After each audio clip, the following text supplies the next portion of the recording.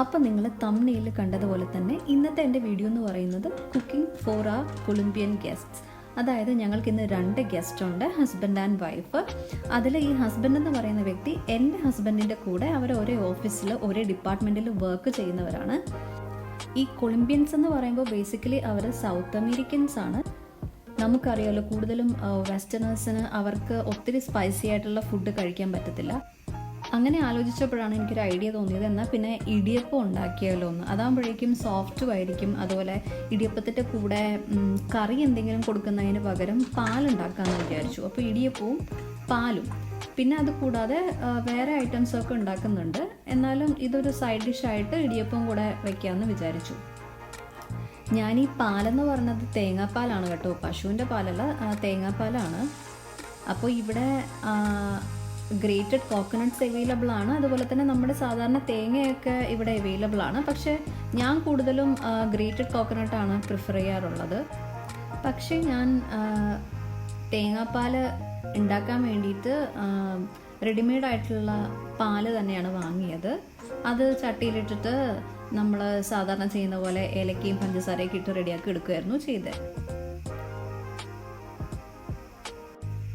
അങ്ങനെ ചൂടുവെള്ളമൊക്കെ ഒഴിച്ചിട്ട് ഞാൻ ആ മാവ് നന്നായിട്ട് നല്ല സോഫ്റ്റായിട്ട് കുഴച്ചെടുത്തു. എന്നിട്ട് ഇത് നാട്ടിൽ നിന്ന് എനിക്ക് അമ്മ അയച്ചു തന്ന ഇടിയപ്പത്തിൻ്റെ അച്ചാണ്. ഇവിടെ ഇടിയപ്പത്തിൻ്റെ ഈ ഒരു അച്ച് വാങ്ങിക്കാൻ കിട്ടുമെന്ന് എനിക്കറിയത്തില്ല, ഞാൻ കണ്ടിട്ടില്ല. കിട്ടുമെന്നാണ് എനിക്ക് തോന്നുന്നത്, പക്ഷേ അത് ഒത്തിരി എക്സ്പെൻസ് ആകാനാണ് സാധ്യത. അതുകൊണ്ട് എനിക്ക് അമ്മ നാട്ടിൽ നിന്ന് ഇങ്ങോട്ടേക്ക് അയച്ചു തരുമായിരുന്നു. ഈ ഇടിയപ്പത്തിൻ്റെ അച്ചു കൂടാണ്ട് ഇതിൽ കാണുന്ന ഈ ഒരു ഇഡിൽ തട്ടുമൊക്കെ എനിക്ക് നാട്ടിൽ നിന്ന് അമ്മ അയച്ചു തന്നതാണ്. അങ്ങനെ ഇടിയപ്പമൊക്കെ ഏകദേശം ഞാൻ സൈഡിൽ അവിടെ വേവിക്കാനായിട്ട് സെറ്റാക്കി വെച്ചിട്ടുണ്ട്. അപ്പോൾ ആ സമയത്ത് ഞാൻ ഹസ്ബൻഡിൻ്റെ അടുത്ത് ബീഫ് വാങ്ങിച്ചിട്ടുണ്ടായിരുന്നു. അപ്പോൾ അതൊന്ന് മുറിച്ച് ചെറിയ കഷ്ണങ്ങളാക്കി കറിക്കുള്ള പാകത്തിനൊന്ന് അരിഞ്ഞു തരാൻ വേണ്ടിയിട്ട് പറഞ്ഞു.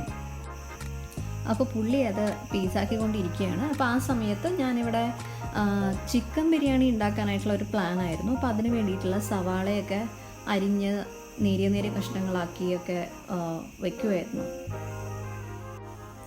എനിക്ക് പൊതുവേ സവാള കയ്യിൽ വെച്ചിട്ട് തന്നെ നേരിയ നേരിയ കഷ്ണങ്ങളായിട്ട് അരിഞ്ഞെടുക്കുന്നതാണ് എനിക്ക് കുറച്ചുകൂടെ ഇഷ്ടം. ഞാൻ അങ്ങനെയാണ് ശീലിച്ചിട്ടുള്ളത്. പക്ഷെ ഞാൻ ചില സമയത്ത് കട്ടിംഗ് ബോർഡ് യൂസ് ചെയ്യാറുണ്ട്. അതുപോലെ തന്നെ നമ്മൾ ഉണ്ടാക്കുന്ന കറി എന്താണോ അതിനനുസരിച്ച് ചിലപ്പോഴൊക്കെ ഞാൻ ചോപ്പറും യൂസ് ചെയ്യാറുണ്ട്.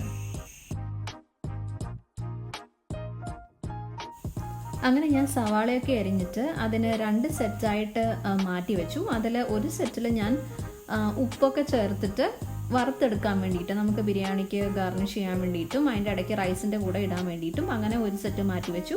മറ്റേത് ഒന്നും ചെയ്യാതെ തനിച്ച് ബിരിയാണി, അതായത് നമ്മൾ മസാല പ്രിപ്പയർ ചെയ്യുമ്പോൾ, ചിക്കൻ മസാല പ്രിപ്പയർ ചെയ്യുമ്പോൾ അതിലിടാൻ വേണ്ടിയിട്ടുള്ള സവാള അതും മാറ്റി വെച്ചു. അപ്പോൾ ഇപ്പം ഞാൻ സവാള വറുത്തെടുക്കാൻ വേണ്ടി പോവുകയാണ്. അപ്പം ഞാൻ പൊതുവേ ബിരിയാണിയൊക്കെ ഉണ്ടാക്കുന്ന സമയത്ത് ഡീപ്പ് ഫ്രൈ അങ്ങനെ ചെയ്യാറില്ല. ഞാൻ കുറച്ച് നെയ്യും അത് കൂടാണ്ട് കൂടുതൽ നമ്മുടെ വെളിച്ചെണ്ണയും ഉപയോഗിച്ചിട്ട് അതിൽ നല്ല ബ്രൗൺ കളർ ആവുന്നത് വരെ സവാള വാട്ടിയെടുക്കുകയാണ് സാധാരണ ചെയ്യാറുള്ളത്. എനിക്ക് ഒത്തിരി ഓയിൽ യൂസ് ചെയ്യാനായിട്ടുള്ളതിൻ്റെ മടി കൊണ്ടിട്ടാണ് ഞാനത് ഡീപ്പ് ഫ്രൈ ചെയ്യാത്തത്. കാര്യം നമ്മൾ ആ ഡീപ്പ് ഫ്രൈ ചെയ്ത് കഴിഞ്ഞിട്ട് പിന്നെ ആ ഓയിൽ തീർക്കാൻ വേണ്ടിയിട്ട് കുറച്ച് ബുദ്ധിമുട്ടാണ്. അതുകൊണ്ട് ഞാൻ ഇങ്ങനെയാണ് ചെയ്യാറുള്ളത്.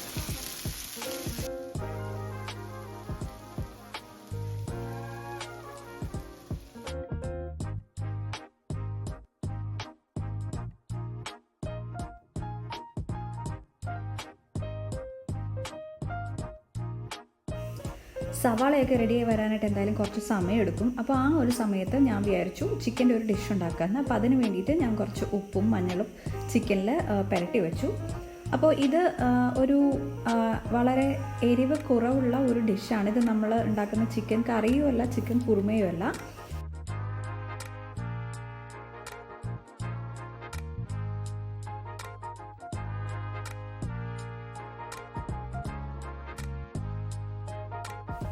അപ്പോൾ ഈ ഒരു സമയം കൊണ്ട് ഞാൻ വിചാരിച്ചു ഒരു ചായ കുടിക്കാമെന്ന്. അപ്പോൾ അതിന് വേണ്ടിയിട്ട് ഞാൻ നമ്മുടെ പാത്രത്തിൽ പാലൊഴിച്ചു, ആവശ്യത്തിനുള്ള വെള്ളം ഒഴിച്ചു. പിന്നീട് അതിലേക്ക് ഞങ്ങൾ സാഷയാണ് യൂസ് ചെയ്യുന്നത്, ചായപ്പൊടിയുടെ. അപ്പോൾ ടാറ്റയുടെ ജിഞ്ചർ ഫ്ലേവറുള്ള 2 സാഷെ ആ ഒരു പാലിലേക്ക് മുക്കി വെച്ചു.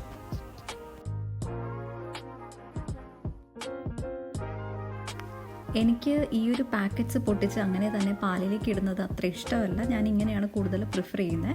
അതാകുമ്പോഴേക്കും എനിക്ക് പിന്നീട് ഇത് അരിച്ചെടുക്കേണ്ട ആവശ്യം ഉണ്ടാവാറില്ല. പിന്നെ എന്തെങ്കിലും പാട കെട്ടിയിട്ടുണ്ടെങ്കിൽ മാത്രമേ ഞാനങ്ങനെ ചായ അരിക്കാറുള്ളൂ. അപ്പോൾ ഇതെല്ലാം റെഡി വരുന്ന ആ ഒരു സമയത്ത് ഞാൻ ബിരിയാണിക്കുള്ള അരി കഴുകിയിട്ട് അത് റെഡിയാക്കി വെക്കാമെന്ന് വിചാരിച്ചു. അതിന് വേണ്ടിയിട്ട് ഞാൻ ആവശ്യത്തിനുള്ള അരി അളന്ന് അത് കഴുകി മാറ്റി വെച്ചു.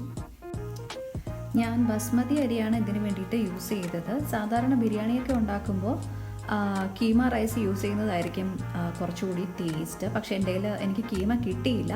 അതുകൊണ്ട് ഞാൻ ബസ്മതി റൈസാണ് ബിരിയാണി ഉണ്ടാക്കാൻ വേണ്ടിയിട്ട് യൂസ് ചെയ്തത്.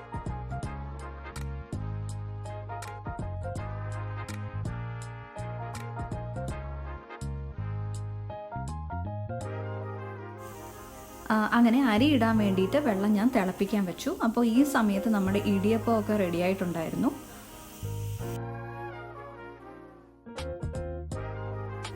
അപ്പോൾ ഈ സമയത്ത് വെള്ളം ചൂടായിട്ടുണ്ടായിരുന്നു. അപ്പോൾ അതിലേക്ക് ബസ്മതി റൈസും ആഡ് ചെയ്തു, ബിരിയാണിക്ക് ആവശ്യമുള്ള എല്ലാ സ്പൈസസും ആഡ് ചെയ്തു, കൂടാതെ അതിലേക്ക് ആവശ്യത്തിനുള്ള ഉപ്പും ഞാൻ ചേർത്തു.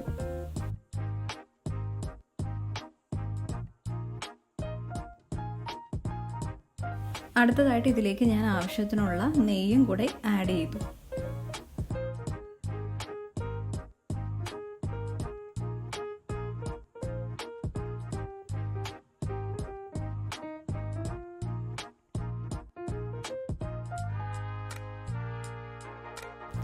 ഓൾറെഡി നമ്മുടെ ഇടിയപ്പമൊക്കെ റെഡി ആയിട്ടുണ്ടായിരുന്നു. അപ്പോൾ ഞാൻ അതിനെ ഒരു കണ്ടെയ്നറിലേക്ക് ഓരോന്നോരോന്നായിട്ട് മാറ്റി വെച്ചു.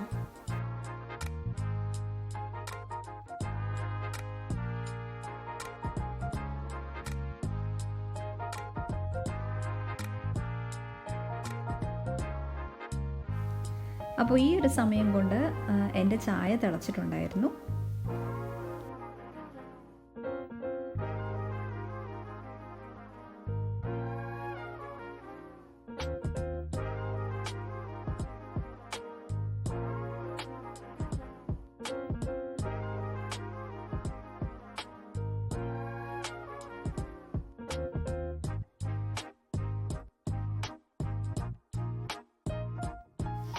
ഞാൻ ആ ചായപ്പൊടിയുടെ സാഷേ ആയിട്ട് തന്നെ ഇട്ടതുകൊണ്ട് ചായപ്പൊടിയുടെ യാതൊരു തരികളും ഈ ഒരു ചായയിലുണ്ടായിരുന്നില്ല. ഒരു സ്പൂൺ വെച്ചിട്ട് പഞ്ചസാരയൊക്കെ നന്നായിട്ട് ഇളക്കിയതിന് ശേഷം ഞാനൊരു ഫ്രോത്തർ യൂസ് ചെയ്തിട്ട് 2 കപ്പിലെ ചായയും നന്നായിട്ടൊന്ന് ബീറ്റ് ചെയ്തു. അപ്പോൾ കുറച്ചുകൂടി അങ്ങനെ ചെയ്യുന്നത് വഴി ചായയ്ക്ക് കുറച്ചുകൂടി അതിൻ്റെ ഒരു ടേസ്റ്റ് എൻഹാൻസ്ഡ് ആവും. ഇതേ സമയത്ത് തന്നെ അപ്പുറത്ത് ബീഫ് കറി റെഡി ആവുന്നുണ്ടായിരുന്നു. അപ്പോൾ അത് ഏകദേശം റെഡി ആയിട്ടുണ്ടായിരുന്നു. ഇത് നന്നായിട്ടൊന്ന് വറ്റി വരണമായിരുന്നു. അതുപോലെ തന്നെ അതിൻ്റെ അപ്പുറത്തെ അടുപ്പിൽ ഞാൻ നേരത്തെ പറഞ്ഞ ആ ഒരു ചിക്കൻ്റെ ഡിഷും റെഡി ആയിട്ട് വരുന്നുണ്ടായിരുന്നു.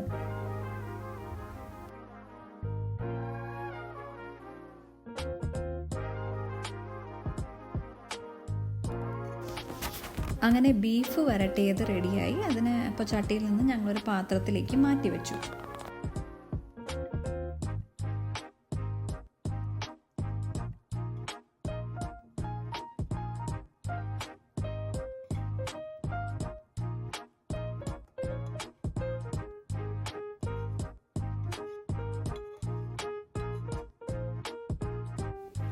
അങ്ങനെ ഞാൻ നേരത്തെ പറഞ്ഞ ചിക്കൻ്റെ തേങ്ങാപ്പാൽ ഒഴിച്ചു വെച്ച ആ ഡിഷും റെഡി ആയിട്ടുണ്ട്.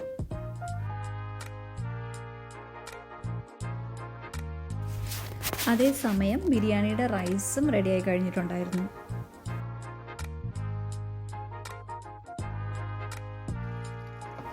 ബിരിയാണിക്ക് വേണ്ടിയിട്ടുള്ള ചിക്കൻ്റെ മസാല ഓൾറെഡി കുക്ക് ചെയ്യുന്നുണ്ടായിരുന്നു. അപ്പോൾ അത് ഏകദേശം ഒരു 1/4 ഭാഗത്തോളം ചിക്കൻ കുക്കായതിനു ശേഷം അതിൻ്റെ മേലെ ഈ വേവിച്ച് വെച്ചിരിക്കുന്ന ബസ്മതി റൈസ് അതിൻ്റെ മേലെ ലെയർ ചെയ്ത് കൊടുത്തു.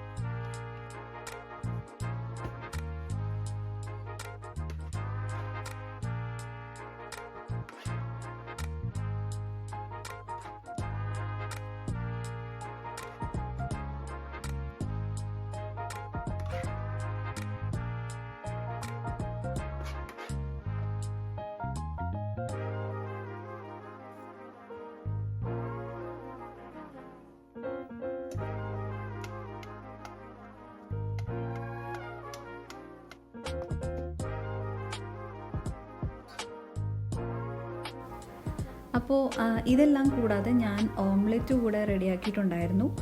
അപ്പോൾ ഞാനതിനെ റോൾ ചെയ്തിട്ട്, അതായത് നമ്മൾ സാധാരണ രീതിയിൽ വെക്കുന്നതിൽ നിന്നും വ്യത്യസ്തമായിട്ട് അതിനെ റോൾ ചെയ്തിട്ട് ചെറിയ ചെറിയ പീസസ് ആക്കിയിട്ട് ആ ഒരു രീതിയിൽ ഓംലെറ്റിനെ പ്ലേറ്റ് ചെയ്യാമെന്നാണ് വിചാരിച്ചത്.